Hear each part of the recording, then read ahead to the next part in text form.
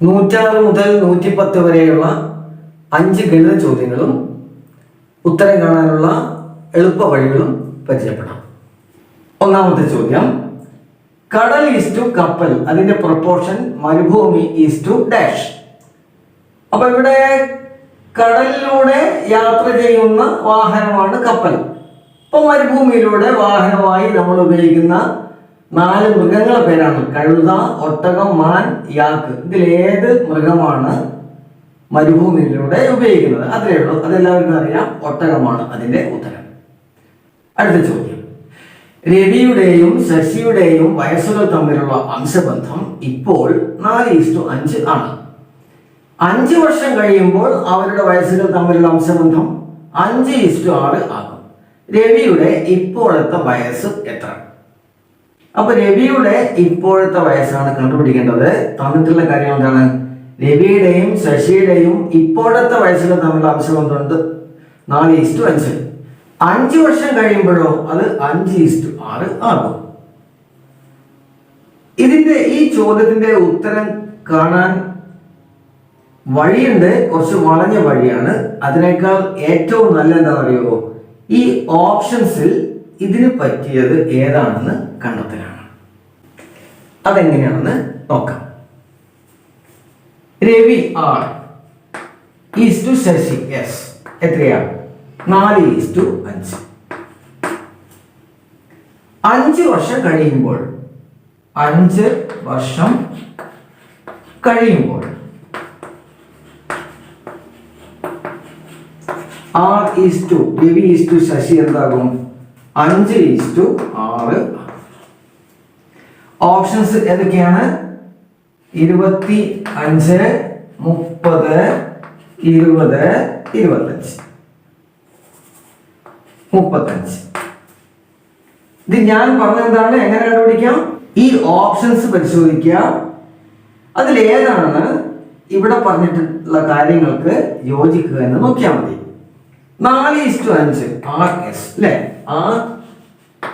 R:S 4:5.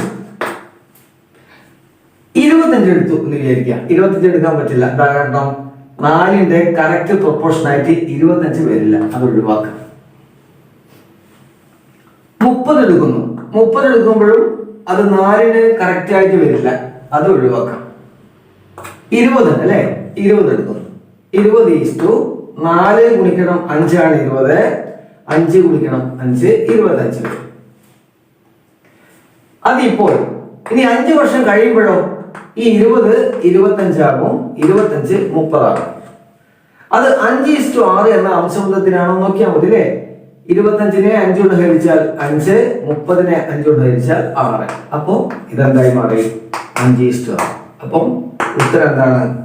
ഓപ്ഷൻസിലെ 20 ഉത്തരം. അടുത്ത ചോദ്യം, ബെൽറ്റ് എന്ന വാക്കിനെ AGKV എന്ന് എഴുതാമെങ്കിൽ DRG എന്ന വാക്കിനെ എങ്ങനെ എഴുതാം? ബെൽറ്റ് AGKV DRG മാറ്റി എഴുതണം. ബെൽറ്റ് BELT പകരം എന്താ എഴുതിയിരിക്കുന്നത്? AGKV. അതനുസരിച്ച് DRG മാറ്റണം. ബിക്ക് സമാനമായിട്ട് ഇവിടെ എ ഉള്ളത് അല്ലേ? ബിക്ക് സമമായിട്ട് എ എന്ന് പറഞ്ഞാൽ ബിക്ക് മുമ്പുള്ള അക്ഷരമാണ് എ. അപ്പൊ ഡിക്ക് മുമ്പുള്ള അക്ഷരം ഏതാണ്? സി എന്ന് എഴുതുക. ഇയും ജിയും തമ്മിലുള്ള കണക്ഷൻ എന്താണ്? ഇ കഴിഞ്ഞ് എഫ് കഴിഞ്ഞിട്ടാണ് ജി വരുന്നത്. അപ്പം ആർ കഴിഞ്ഞ് എസ് കഴിഞ്ഞാണ് അടുത്ത അക്ഷരം ഇവിടെ എഴുതണം, CT. അതുപോലെ വീണ്ടും എന്താണ്? LK, അതായത് എല്ലിന് മുമ്പാണ് കെ വരുന്നത്. അപ്പൊ ഇവിടെ ജിക്ക് മുമ്പ് വരുന്ന അക്ഷരം ഏതാണ്? എഫ് ആണ്. CTF DRG എന്ന വാക്കിന് പകരമായി എഴുതേണ്ടത്.